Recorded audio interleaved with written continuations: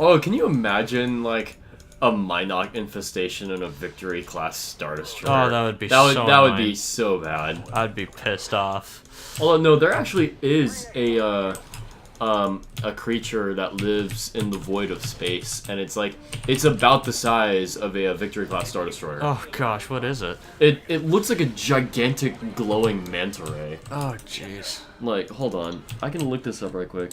But I think like the stuff that you see on Dantooine. Oh, that's because it's a super battle droid deploy. Oh no. Okay, think of the thing on Dantooine, but imagine it like the size of a Star Destroyer. Right. And they're force sensitive too. But the thing is, the Empire started hunting them and started killing them. Basically, if for what reason? I don't know. What the heck? I don't know. Like basically, hey, there's a species that pose absolutely no threat to us. Let's commit genocide. Like, that sounds like a great it's idea, like guys. basically like if like there's anything good in the galaxy, you can trust the Empire to fuck it over. Right. Like on principle too. It's like even if it's not posing any threat whatsoever, it's just like no, we'll just blow it up. It'll be fine. Giant, space.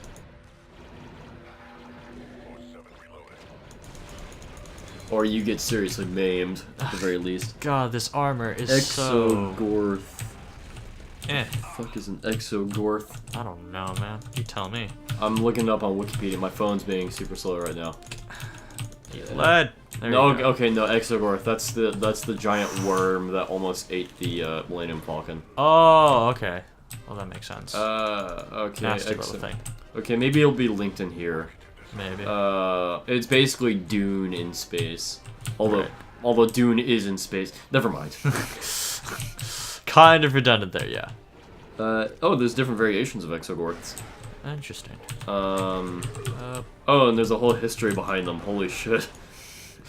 Yeah. It's like this worm that got like 2 seconds of screen time. It's like there's a whole Let's put lore behind it. Yeah. Like, holy crap. Yeah, they do. I mean, that's the nice thing about Star Wars. Like, every little thing, there's somebody who's thought up of a backstory for it, and then it became canon. Okay. And it was good canon, too. It wasn't like freaking fan fiction bullcrap, you know? I mean, they actually, like, the writers invested so much of their energy into it, which is why I'm so salty about Episode 7 being like, oh yeah, so you're going to try and supersede the quality of not one, not two, but like dozens of authors and their hard work, and collaborating together and try to outdo that in one movie. You have got a lot of shoes to fill. A lot of big shoes to fill. Good luck. So how do you really feel? I'm just saying. You're really salty about this. I'm not that salty. Like, I'm still more hyped about it than my older brother is, because he's kind of at that purist level. But I definitely see where he's coming from, because I've read, like, when you read that kind of lore, it is impressive. It is, like, you just don't get that much better than that. It's pretty freaking impressive what they did. Okay, so I'm having to, like, go through different, oh, wait, no, here, spaceborne creatures, here we go. Okay, hold up. Oh, shit. What? Okay, so I found an article on Wikipedia, regarding spaceborne creatures like the Exogorth. Yeah. There are 24 articles. Heck. Unfreaking believable. Like, that, like, how many creatures are we talking about here? Like I wouldn't know, but that's a lot. Like these aren't just like normal tardigrades that you can see with a very low-level microscope. Like, fucking... They're fully fledged. Like, okay, here's the very first one, or the second one. Colossus Wasp. What? Like, oh, wait, yeah, they made ships out of that. I remember that from the Essential Vehicles and Vessels thing. Of course, you immediately recognize that. I have a weird memory. No, but I remember it because there was some weird stuff going on. I think Space Pirates used them for... yeah, they hollowed it out, they slapped a few engines onto them. Interstellar plankton. Yeah, because the giant wasps, they used the needle of the thing on its head to drill into the hulls of starships, and then they would initiate a boarding action with it. Okay. So, oh god, the elevator just got screwed up. Oh boy, go loud. Die, please. Ah. Oh. What? Well, here's one, the giant plasma flyer. What on earth? Species of large spaceborne creature native to the Marasa Nebula. They were large and aggressive enough to pose a hazard to any starships that pass through that nebula. Don't pass through there then. Yeah. Where were they at? In that nebula. And nowhere else. Oh, wow. So it's just native to the... I guess they fed off the gases or something like that. Oh, this might be it. The Nibre. Maybe. I'm gonna find this damn thing. It's the last thing I do during this recording. No. Oh, no. Oh, there's a picture. What does the picture have? Can't remember. That's it. Hold up. Limbless creatures, Son of the Dead, mini world. No. No. Okay, not it. Nothing. Nope. That wasn't it. Huh. Space Mite, Space Grazer, Space Barnacle, Siren of Loic, Star Weird. There's something called a Star Weird. What? I mean, okay. I mean, like, Star Wars, they've come up with some rather odd creatures, but really, there's something called... And I'm not joking. Is that one word or two? It's one word. And it's spelled just like you would... Like, I'm not joking about this. It's just a compound word, Star Weird, and that's it. Star Weird. Oh my god, it looks hideous. Well, I guess that's why they called it the Star Weird, right? Species of incorporeal humanoids found only in space, tall and gaunt, they possessed long, sharp talons, wild white hair, and glowing eyes. It would choose a target, and after being spotted, emit a telepathic scream that caused fear in most individuals. It would then attack its victim. They were powerful creatures capable of using the Force and held a strong hatred for Force users, leading some Jedi to believe that they were apparitions created by the dark side of the Force. Holy shit. Those guys are kind of crazy. Here's a picture. What on earth is that? It's like a freaking zombie. I'll post a picture of this in the video. Oh my god. Oh jeez. I'm not, like, you can't make this up. Like, who invented that sort of thing? Like, where did it first appear in? What's the first appearance of that thing? I'm not sure. That's the stuff. Do they say? I'll have to look it up. Okay. Like, what the heck is that? That's the stuff of nightmares. Oh gosh, what is that? No, that is sure as hell not what I'm looking for. Like a big ugly fucking insect thing. Alright. Oh jeez. Is this a still sail? What is that? Oh god, that's a giant killing machine. Oh yeah, it is. Oh shit. Oh. Like, yeah, no, yeah, you wanted a rocket to the face, right? Yeah. No, that's definitely what you want in life. So what if they're in the detention area? That's freaking tastic. We can lock ourselves in a cell and be safe. Okay. Daffle. There you go. Get out of there. What is that? Is that a turret? Oh, get into that turret, bro. Nope, that's not what I'm looking for. Alright. Oh, I need to heal up. There's something called Miner's Horror. That can't be any worse than the fucking Star Weird. Yeah, probably not. Dude, behind you, bro. Okay. Okay. Ooh, in the face. Ooh. Huh? That looks like something that would be in that short story, I Have No Mouth and I Must Scream. Oh, what? Here's, picture. Woo, wow. That's looking weird. Average length, 20 meters or more. Large spaceborne creature of mysterious origin. Well, I mean, space is vast, right? You can't know every single thing in the freaking Star Wars. Well, I mean, man. yeah, it's like it's kind of surreal being able to hold a flash frozen shard of asteroid that the carbon dating on it dates back at least 4 billion years. Yeah. Like I've been able to hold a rock that like it came from somewhere in space and I was holding it in my hand and carbon dating was 4 billion plus years old. Like that like what ancient civilization touched this rock? Like ancient alien like I'm convinced that I'm not the only like I don't know, like sentient creature that touched that. Probably not. Alright, well, I'm not finding the name of that thing, the creature. And you weren't confusing it with another thing, were you? No. No, meh. Maybe someone in the comments will know. But it basically just looked like a gigantic glowing manta ray that like, and they were force sensitive, but they were relatively docile in nature. Yeah. It was just like the only thing about them was like if you saw one, you'd have to like it was actually like a hazard. You have to like steer the ship around it. Right. Because it could. I think it could. What on earth? Significant damage. It's. Am I trapped? Oh, it's a gore concert. I don't know. That steam looks kind of deadly. I'm pretty sure they don't intentionally try to kill their audience. Just run through. Okay. Maybe it's like one of those like biohazard baths that you have to go through when you go to the CDC. Maybe. Like the level 1 of CDC where they keep like the Spanish flu and other bad shit. Yeah, or something. I have no idea. Like the Spanish flu is like the only like super bad disease I'm familiar with. Oh, there's a compass that's telling me where to go, so I guess I could. Oh shit! This game does have a compass. Well, only in certain areas. Like it wasn't there before, so it's just like I don't know. Well, I mean, I suppose it's better. Wow. Okay. Wait, what? I mean, there's just a lot of people over there. It's just like. Oh. All right. I don't. God, I am not enjoying this filter on the screen. Yeah, it is. Ugh. Where am I even going? Okay, 14, 13. Oh, it's in there. Scorch, deal with that. Oh, I heard the creative I think the creative director or the project leader for the Uncharted series is bringing Star Wars 1313 back. Oh, they are? Oh, I think so. I sure hope so. I think so. Don't quote me on that. I read about that quite a while ago. But yeah.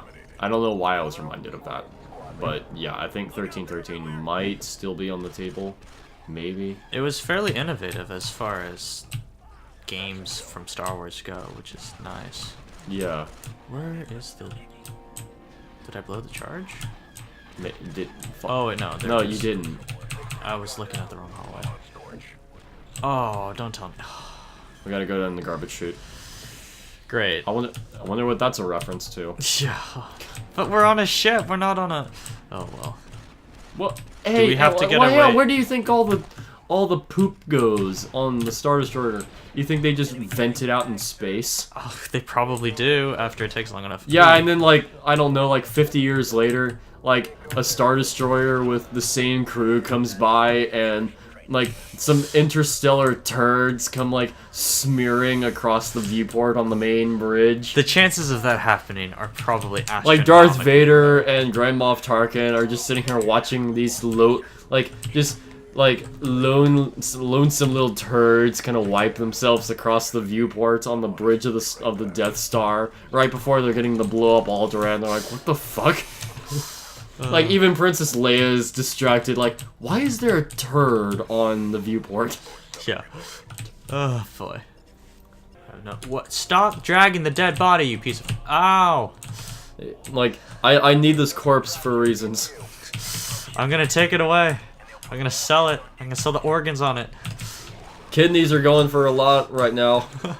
Oh, God. Like, it goes to Wall Street. Sell! Oh, God. Like, flash clone kidneys right here. Oh, God. What if they have that? I wonder if they have a market for that. Like, organs are just super cheap.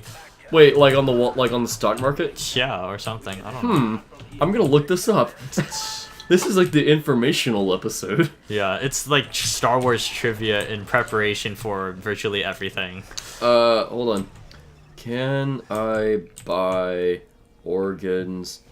No. Can I buy organs on the stock market? Okay, here we are. We are in the hangar. This means everything is going to suck.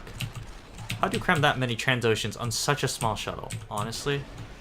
Oh, countries where you can legally buy kidney or other organs. China. Organ selling and transplants. Okay, I feel like I'm getting into some rather questionable territory in the internet now. You kind of are. Don't worry, we are not... It's not worth looking into. It was just idle curiosity. We're not... maybe if the Silk Road... Like, I feel like if the Silk Road hadn't gotten taken down, I feel like I wouldn't be too surprised if there was, like, organ deals going on there. Wait, the Silk Road as in, like, the The actual trade routes? No. There was a website called the Silk Road, and it was like. Was it a black market site? Yeah, it was a black market website for like. Jeez. Oh yeah, no, yeah. Do you need an AK-47? No, Here. oh yeah, no. Do you want heroin? Do you want crystal meth? Yeah, no, yeah, we got plenty of that. Yeah, come on down to the old Silk Road, and we'll fix you right up with some opium. Oh shit. Like no, it got taken down by the FBI. Oh, I'm not surprised. Like they curb stomped the shit out of that website. Because they're just like, dang, dude, you are encouraging a lot of nasty people to do a lot of nasty things. Yeah. This is not the kind of stuff that we want in our life. Yeah. Oh boy. I have no idea how to segue that back into Star Wars. Aren't there drugs in Star Wars? Yeah, there is. There's glitter stem spice and all that. Yeah, there's also, I know there are drugs in Star Wars, like... Glitter stem spice, glitter Ooh, I have an SMG now. Death sticks. Yeah, death sticks. But I know, like, Jabba the Hutt just straight up had a bong. He did? Well, yeah, no. Like, what do you do with that? Smoke it. No, but, like, as a hut, like, is that... You smoke it. That's just it? That's all Yeah, that you do? It. Well, no, I mean, like, it was one of those, like, more... Get out of here. It was, like, more one of those, like, Indian or Chinese... Ow! What did I get shot by? It was, like, an Indian or Chinese bong that had, like, one of, like, the big hose that comes off of it. Yeah. Like, the hose and the mouthpiece, yeah. Uh-huh.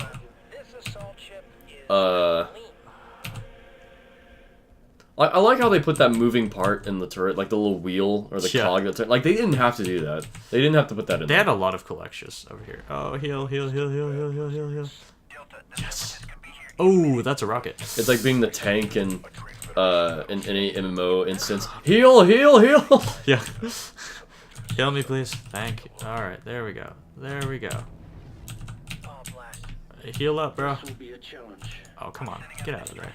No, so there are, like, while the vast majority of weapons in the Star Wars universe are energy-based, there are some that are ballistic, right? Yes. Like, I mean, you have that one shotgun. Yeah, the slug throwers. They're referred to as slug throwers, so... Yeah. Also, rocket launchers are obviously ballistic. Yeah. Although, actually, now that I think about it, in Revenge of the Sith, there was a clip shown of one of the CIS ships that had, like, the batteries on the ship. It showed the guns, and they were spitting out, like, these massive fucking shells. Yeah. So, oh, gosh. I think, yeah. Freaking entire loot. I think... That's just great. I think cruisers might use ballistics. They don't use... Okay, so... Like, cruiser, or ship-to-ship combat, I think they use ballistics. It depends on which faction you're talking about. The CIS, I think they use ballistics. No. I think they did. Which ship? Like those? No, the Invisible Hand. Grievous' ship. What?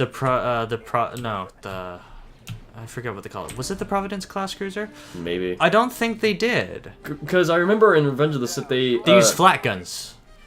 So yes, they did actually. Yeah, but I mean, like on one of their battery lines, they had like the guns were like pooping out these like really big shells. Yeah, they used flat guns. I don't. Do you have shells with flat guns? Yes. Well, it's like the way flak works is like a giant bullet that explodes mid-flight. So it's like it's basically shooting a grenade. Oh, I thought it was just like a shotgun. Well, I mean, it kind of is, but yeah. The shot itself explodes. It's no actual fragmented rounds. That's the thing. Okay. Well, I mean, I think like one thing I noticed is that with stormtroopers, when they carry their rifles, they don't like kind of hunch it. Like the Republic Commandos, they're hunched over. They're like actually taking the time to look down the iron sights. Yeah. But with the stormtroopers, they all fire from the hip. And yeah. I think that going back, that also is probably another reason they couldn't hit worth a damn. But also, like the fact that with energy weapons, you don't really have to worry about recoil. Yeah. It's overheating that you have to worry about. Yeah. Although, well, that's what they have in the mechanic. They used to have energy cells in the. Oh no. Please don't. Please don't. Back in Battlefront 1 and 2. Yeah. Can't I shut the voice? No, you can't. Okay. Well, I remember this level well enough. well, go ahead, shoot the thing. One of you guys needed to be in the AT duty. You do that. So, Okay, now. So that's a Trade Federation ship in the background, right? Yeah, that is. It's a Lucrehulk class. What should we call it? It's a Lucrehulk class cruiser, I think. Was it classified as a cruiser? Generally, it was used first to trade, then it was basically used to house like crap tons of. Well, like the banking clans all got together and were I forgot what they used. They had the. They had which ship? Well, it was only basically all the big banks, or I mean, just like in real life, the banks are evil. But no, the banks like in Star Wars, they all funded the CIS. Yeah, they did. I mean, those were the guys who wanted to defect. They were just like, this isn't working, and we want more economic independence. So therefore, we're going to provide you with battle droids. Yeah, legions and legions of battle droids. Oh god. Speaking of.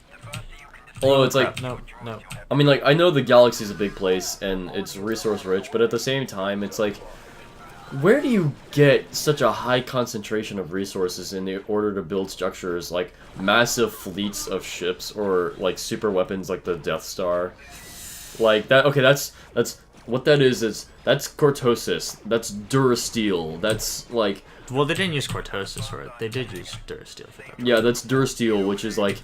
That's not easy to make or harvest. No, not at all. Like, I don't like fucking like where?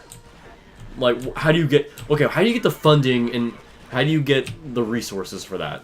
Like, it's like money, manpower, and like location. Well, they hired like crap tons of slave labor, and then. Well, I mean, the Empire used a lot of Wookiees to build the Death Star. Yes, they're the first one. I don't know. I think for the second Death Star, they were building that while the Rebellion was really getting the upper hand in the war.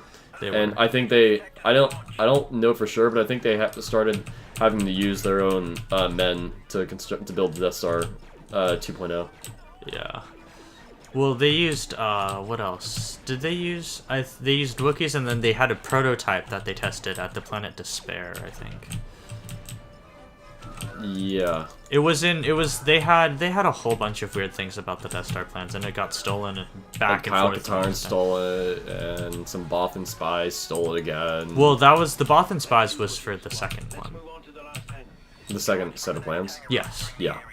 But for the first one, it was like, it was Kyle Katarn, but then somebody else got into it, because Battlefront 2 had that whole thing with it too, so. Yeah. I actually am gonna go ahead and say it. I liked Battlefront 1 better than 2. Yeah. Battlefront 1, 2 had the space battles, which were cool, but Battlefront 1 had a little bit. I mean, better gameplay. The Rinvar maps. Oh, the maps in Battlefront 1 were peerless. The best spin platforms. Yeah. Oh, dude. Those were crazy. Dude, like, shit got real on Bespin platforms. Yeah, the harbor was so much fun, too. Oh, the Renvar Harbor. Yeah. It's like, God, what? Oh, the Kashyyyk Village. Yeah, that one was, that one felt more to life than the other one. The other map that they had for Battlefront 2. That didn't feel... It felt very sparse. Yeah, and it didn't feel... Well, I guess it looked more accurate to the movie, but, like, the amount of D-Day that you had to survive when it came to that game was just ridiculous. To the first Battlefront. The second one, it was a little bit less so. Well, I mean, like, one thing having played the new Battlefront beta, yeah, the Hoth map, the Walker Assault on Hoth was, like, horribly unbalanced, and the developers were aware of that. Right. But like the one thing I enjoyed was playing on the Rebels. When you got to that third phase, when you're in the trenches, that was straight up like World War I. Like, you can't leave the trenches. Yeah. Like, if you leave the trenches, you're gonna die. That was pretty much it. Like, if you have a jetpack, you have a chance.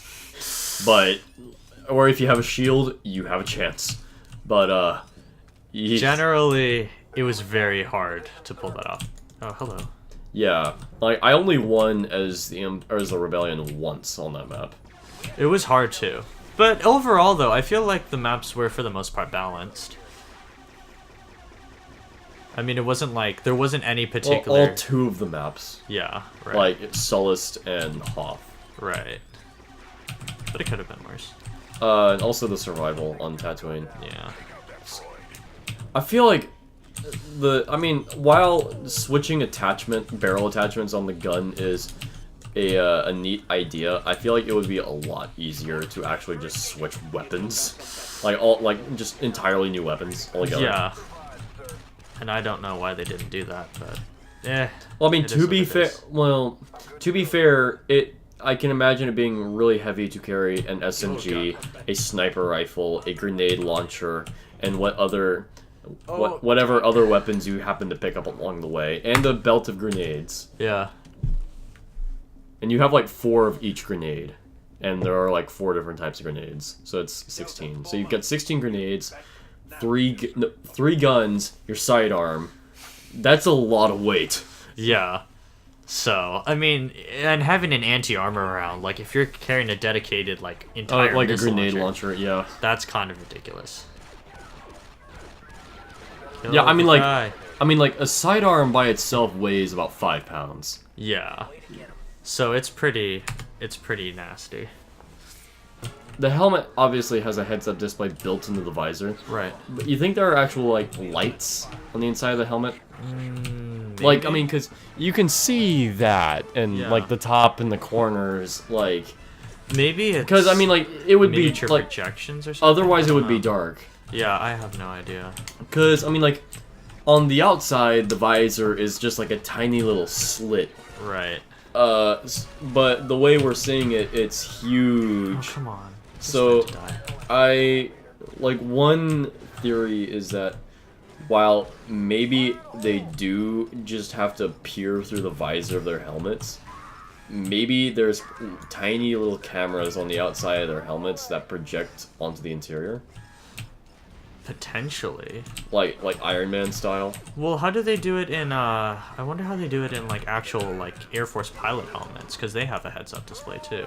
Well, with Air Force pilots, is it liquid crystal displays? Like, just what you have on a monitor, or what? I don't know, but, like... Oh, God, I'm out of ammo again.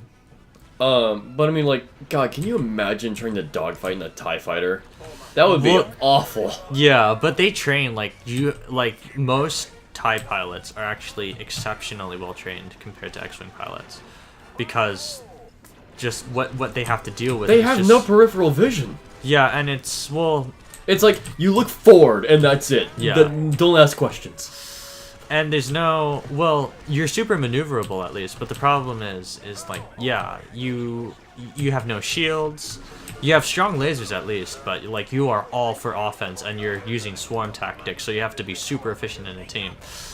But well, I mean, like formation was 3 TIE fighters to a fire team, and then like however many fire teams to a squadron. Yeah, probably 4 fire teams to a squadron, given that. 4 dumpsters 12. Yeah. Yeah, but it's like the stormtroopers. Like one thing that was like really expressed to them during training was like the stormtroopers are basically clocketeers from Metalocalypse. They're expendable. Yeah. No one's gonna remember your name. No one's gonna remember your birthday. You are absolutely going to die for a stupid reason. Unless you've got like super elite shock troops or some other. Yeah. Well, actually, the one thing about the Imperial Army was that they actually had dress uniforms. Yeah, they did. For their officers. Well, I mean, they had to be important somehow. You have to have that kind of distinction. I know, like the way the officers were distinguished out in combat was they had like those orange pauldrons. Yeah. But like when they weren't in combat, they actually had like dress uniforms, and it was like ornamental stormtrooper armor. Which is pretty cool, I'm not gonna lie. No. It was basically stormtrooper armor with like... You remember the blue guards from the Republic? Yeah. It was like that shade of blue. With like... It was like trimmed onto their armor. Right. And that's... I kind of like that. Like, they have a lot of cool designs for stormtrooper armor. So, with that in mind, actually, what do you think of the new... kind of the way that they've done the new the thing is... Oh, that's a droid. Yeah. Well, I mean, I'm looking at the stormtrooper on my as my wallpaper on my secondary monitor. Yeah, but it more closely follows Ralph McQuarrie's concept art. Yeah. And I actually have a couple of his books. I could try to find one of his Stormtrooper drawings, but in fact, I actually will. But like at first, I wasn't quite sure if I liked it, but it's grown on me. Like I actually kind of like it now. Yeah. It's fairly. I like the design because the black seems a little bit more smooth, whereas when it came out in the later model, it was kind of partitioned. And it gives a little bit more of that streamlined look. It's definitely a J.J. Abrams aesthetic too, given it how, absolutely is. Because the Enterprise was just like that too. It was like very, very, very smooth. Yeah, not very geometric at all. Yeah. A lot of curves. Wow, in Ralph McQuarrie's drawings, the legs for the AT-ATs were like super flimsy. Compared, I mean, they still are flimsy, but I mean like they were basically sticks in the drawings. Huh. Well, it was based off shit. of. It was inspired off of the the loading cranes and what's your face? God, I fucking love Ralph McQuarrie's drawings. Really? Look. Hold on. This is beautiful. Yeah, I love concept art. Concept artists are like crazy cool. They've got like props to them for all of the work that they do and the ideas that they make that come to life later in the video game. Not in that book. Let me try this other book. Okay, somebody help Sev out. Somebody help Sev out. Oh yeah, this book here is actually kind of like, it's a collection of stories written by people in the Star Wars universe, accompanied by concept art. Huh. It's the there's one on here with Dagobah concept art. Yeah. And the story is actually a journal written by an expeditionary team that was sent to Dagobah, and they got abandoned there. That freaking sucks. It's a horror story. It's terrifying what happens to them. It's all kinds of bad. Like not like it just goes downhill like drastically. Like it never gets good for them. Jeez. Well, actually, the thing is, the Empire, when they contacted, I think it was Kuwait Drive Yards. Kuwait Drive Yards. Kuwait Drive Yards for the Super Star Destroyers. Yeah. They actually had to lie about the specs and the size, because like they're like, oh yeah, no, it's just another class of Star Destroyer, no big deal. Well, I mean, they did make more than one, so. Yeah, no, but like in order what to. were they going to do? Nationalize them? Well, no. They, I mean, obviously, it's going to cost a lot of money to build one Super Star Destroyer, and so they were looking for budget cuts. So they just lied. They lied about the size. They lied about the purpose. It's basically meant to be the Uber. Yeah, they had to lie, like, oh my god. And the thing is, there was actually a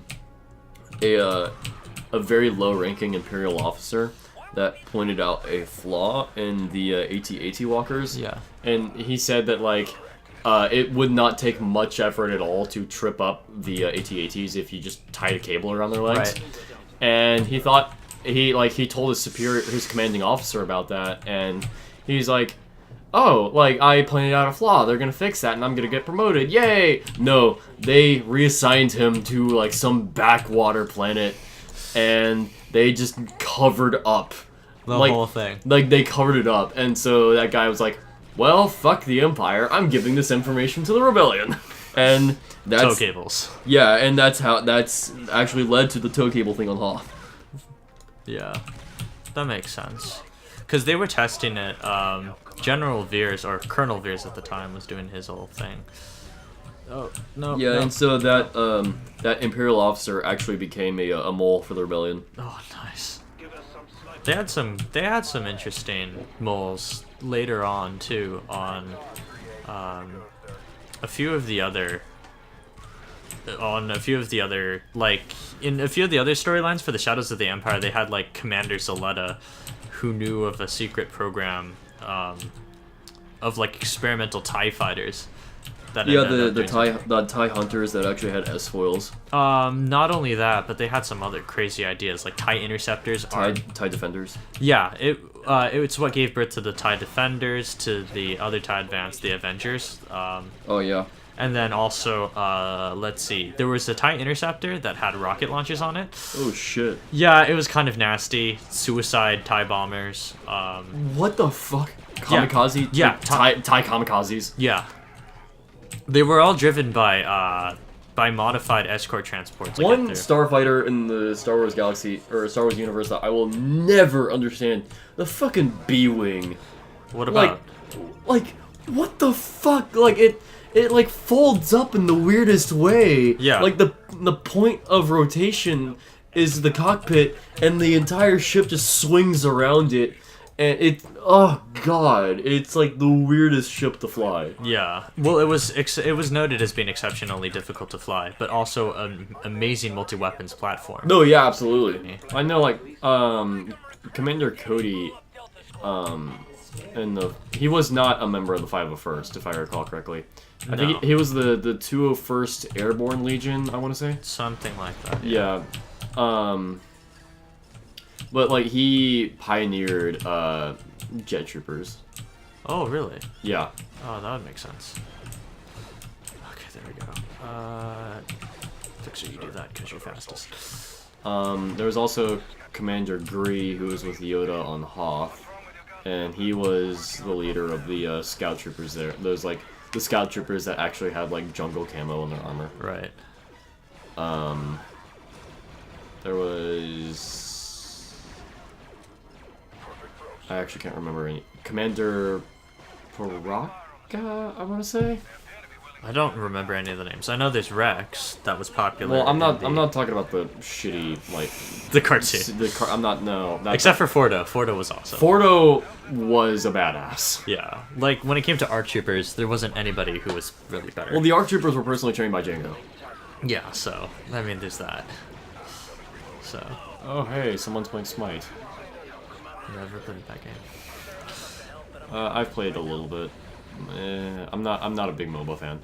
Yeah, me neither. It's interesting, but generally not my thing. Yeah. Come on, use more of that anti-armor, do the thing, go, go, The go, one go, thing go, I go, never, go. the one thing I There we never go. quite understood, there were some divisions of the clone trooper army. Yeah. That they had like those combat skirts. Uh-huh. Why? Because kilts are extra manly. But they weren't kilts. They were skirts. They were open in the front. Kind of ish. No, not kind of ish. You could see their legs in the front. Yeah, that's true. I don't know, man. You tell me. Oh, Like come on. I'm thinking maybe it was like Robin's cape. It's like resistant to ballistics or fire retardant or something. Maybe. Oh god, there's just so many people over here. Man, I'll leave you guys to do one thing, and bro, get to the anti-armor platform, please. Thank you. Bruh. They're brothers in arms, right? They've got. I mean, they're pretty much classified as bros. The Bromando. Bro team. Oh gosh, I still need to get Bro Force. Yeah, you really do need to get Bro Force. What did they add for the official release? Was it like a they added Rocket. They added Rocket Man, Braveheart. Who the heck is Rocket Man? I'm not sure. Oh, finally we have some friggin' reinforcements. Ow! Ow! Come on, guys, shoot faster! Why are those lasers green? They should be blue. No, I think it should be red. No, that's the CIS's laser color. Then why are the CIS's laser color red? The gas that they use, I think? But the Republic used blue in the movie, which is why it's kind of confusing. Oh, come on, I ran out of ammo. I think if we're talking about the color of the lasers coming out of ships, I think that's taking it a bit far. I'm just saying. I mean, like... I'm just saying, too, we're really splitting hairs here. Okay, fine. I'll give you that one. Is Like it dead? that- Is it dead? Yeah, that's dead. Yeah. God, everything is shaking. Michael Bay. Why? Oh, wait, was that... Oh, was that it? Yeah. That was an abrupt ending, holy crap. It's just like, oh yeah, by the way, you By the got way- to shoot down that ship. By the Random way... explosions. Or no, by the way, mission complete, whatever. No, but we don't even fucking care anymore. We're just like, oh, turn on the turbo lasers. Oh, hey, yeah, you blew up 2 Lucre Hulks. Or, you have 2 acclimators that blew up a Lucre Hulk. Faction... an alliance between the factions... It's just, Delta Squad... battle weary. Well, like they never give them a fucking break. Yeah, well, I mean, there's apparently there's like they just pluck them up from from the derelict like Star Cruiser, and they're like, oh, well, here you go, another battle. They're like day no, 785. yeah, All no, of that is probably spent fighting. yeah, I know. It's like no, like hey, can we please like take our armor off, like maybe take a shower and get some rest, like 5 minutes of sleep would do wonders. No, you don't get to do that.